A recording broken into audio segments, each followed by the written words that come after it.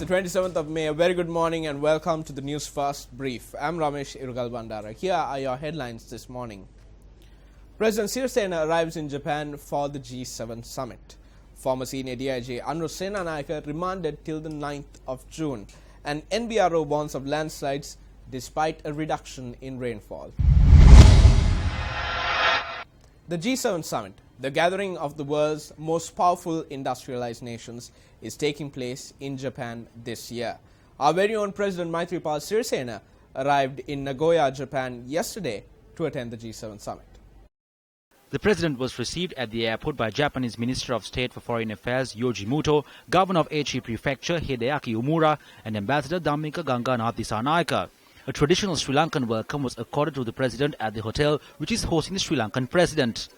President Sirisena is scheduled to meet Vietnamese Prime Minister Nguyen Xuan Phuc, head of Japan External Trade Organization Hiroyuki Ishige, and Onimichi Dockyard President Takashi Nakabe this afternoon.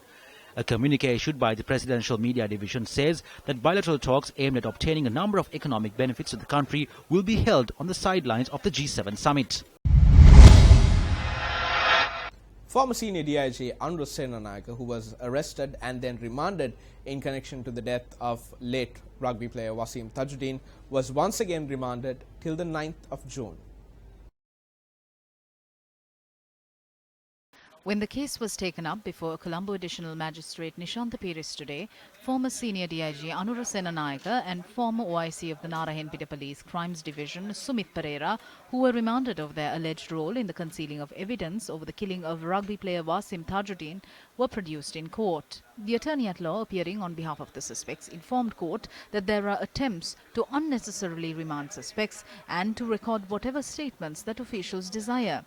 Responding to the request made to grant bail to the suspects, Colombo Additional Magistrate Nishantha Piris stated that the court does not make orders to suit the whims of any party and that orders are made in line with the provisions of criminal law. Senior State Counsel Dilan Ratnayake stated that evidence has confirmed that the death of Wasim Tajuddin was in fact a homicide. He further stated that investigations thus far have revealed that this had been a premeditated act and it was possible that charges of conspiracy to commit murder may be brought against the suspects. The attorney at law, appearing on behalf of the former Narahenpita Crimes OIC, informed court that his client wished to make a statement before court. He had carried out his duties to the letter. Later, he was unable to do so because of the instruction from his superiors. Thereby, court informed him to make a statement once again during the next court date and ensure his statement is independent and in line with his conscience. Bail was denied. The NBRO, or the National Building Research Organization, says that the landslide warnings issued for 5 districts remain in place despite the easing of weather conditions in the island. 281 individuals from 74 families that lived in 64 line houses in the 4th Mile Post area in Hantana Kandy have taken refuge at a local school. This is the manner in which the roads and the walls of houses in the area have cracked. These locals say that following the 2011 landslide warning, they sought refuge at this very school and were forced to return to their homes after the rain stopped. They state that even though they were provided with lands in the Kitulmul area about 10 kilometers away, that area too now faces the risk of landslide. 30 families from several villages at the foot of the Narangala mountain in Ahaliyagoda have taken refuge in a local school as well due to the risk of landslides. Our correspondent reported that there were cracks in the radius of 2 kilometers surrounding the mountain range. Thereby the villages Napavala, Murutangala, Deyangala and Udavaka and other areas are at risk. Army media spokesperson Brigadier Jaina Jayavira stated that the operations to locate those who went missing in the Aranayaka landslide are still being carried out.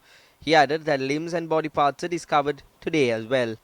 The Army media spokesperson added that 27 bodies and 21 limbs had been recovered so far and that 21 out of the 27 have been identified. And that's a wrap of the brief for today. For the News First team, I'm Ramesh Irugal Bandara reminding you to stay briefed.